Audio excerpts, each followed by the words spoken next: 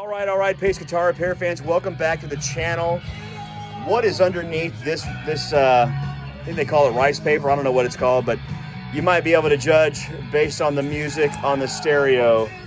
That's right, dude, it is the Ibanez. Now this is a PS60, so this is the most budget conscious, the entry level, if you will. 349 bucks on Sweetwater, Amazon, wherever you can get these guitars.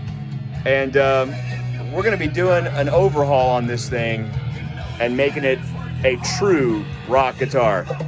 All right, so as you can see, Ron has already got the strings off this thing, and we are taking these stock pickups out, which I know are Ibanez pickups. And let's see what they are. Let's just see what they are. That's right. They call them the BK B1 B5B 5K B1.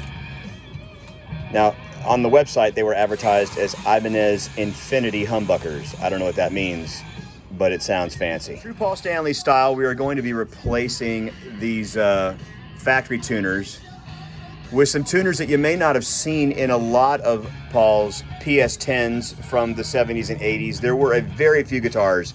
I'll throw a picture of one of those in post here, but there were some of his PS10s that he actually used the same tuners that Ace used in his Les Pauls, and those are the Grover 103Cs, and I know they're going to look amazing in this guitar.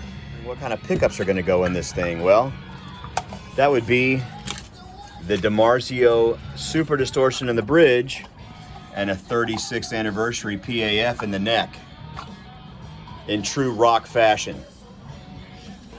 And we'll be putting some 10 to 46 regular slinkies on this bad boy.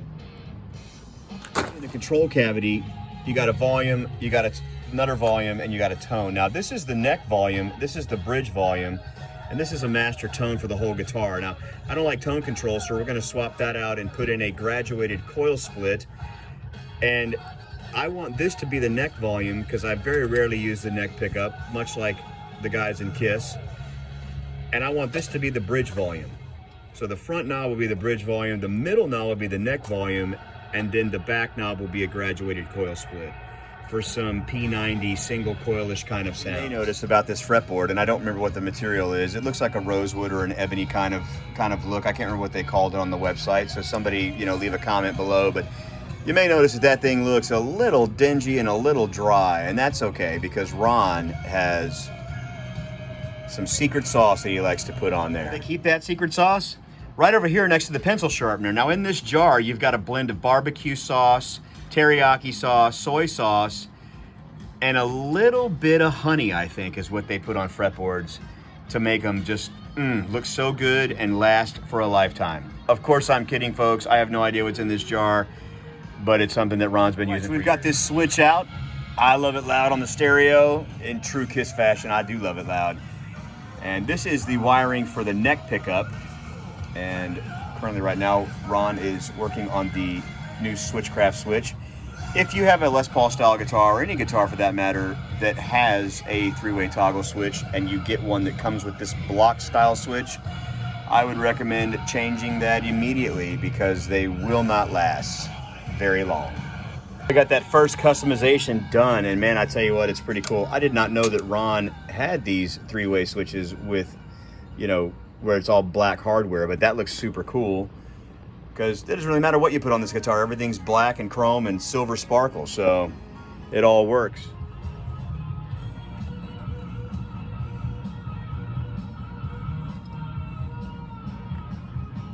The tuning machines came out really nice, but the problem with the new ones going in is that the holes, as you can see, they're on the bottom. And the old tuning machines had a hole that was kind of off to one side. So what Ron does here in true professional fashion, as you can see where the hole he just filled is, and then they just touch that up with a little bit of black and you're good to go. All right, so here's the tuners from the front of the headstock. They look fantastic. They're all locked down on the back. We've got the nut out, which is right here. And, the string spacing on it's okay. It's a little too close to the edge for the low E and the high E for my taste. But there's that. You may notice that these mirrored pieces kind of look a little dingy. That's because I haven't taken the protective coating off. Actually, there was 2 coats of protective coating, and this right here looks unreal. So I always recommend, if you're replacing a plastic nut or even a bone nut, to go with Tusk, because it's made out of graphite, which is a naturally self-lubricating material. And Ronnie's over here making sure that this nut that I bought will fit this guitar perfectly. All right, so as mentioned before, there is Ron's special blend of like soy sauce and sake for the fretboard to kind of, you know, make it less dry. And as you can see, this fretboard was pretty thirsty. So we'll get that all cleaned off and this thing will look 10 times better. All right, we are to the part where we are slotting the nut. And as you can see, the slots are really, really deep, because these GraphTech nuts, they come with a lot of room to work with. But according to Ron, they are very difficult to cut, and your regular files just take way too long and they're way too tedious. And that's why Ron has these amazing diamond cutting files. So just be aware of that. Like I said, there you go. There's those diamond files. Man, everything looks really, really, really tasty coming down here. And then you see this nut, and wow, what a great, it feels smooth, feels super smooth. Actually, there's not too much difference between that and the nut on this Gibson Les Paul Slash model. So, but as I mentioned before, the GraphTech nuts, being that they are not bone, it does require diamond fret file or diamond nut files to get them done in a quick amount of time. So remember that when you guys are going with GraphTech nuts. So no truss rod adjustment at this time. Now Ron did bring up a very good point. The guitar did have 9-gauge strings on it when it shipped, and we've actually put 10s on it. So that added tension may have put the neck right exactly where it needed to be. So we're just making a few last-minute adjustments to the slotting of the nut, and I think we're gonna wrap this bad boy up and do a final jam, play some of those good Kiss tunes that Ron loves. I love them too. All right, it looks like we're ready for the final jam time, huh? Texas TNT original right there.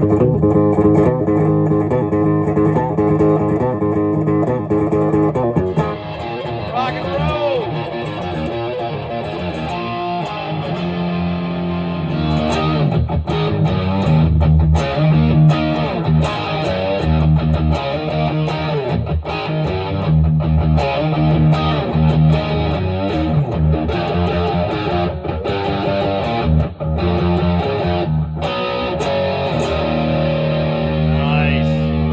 Baby, hey, stay tuned for some more videos coming soon in 2025 from Pace Guitar Repair. We are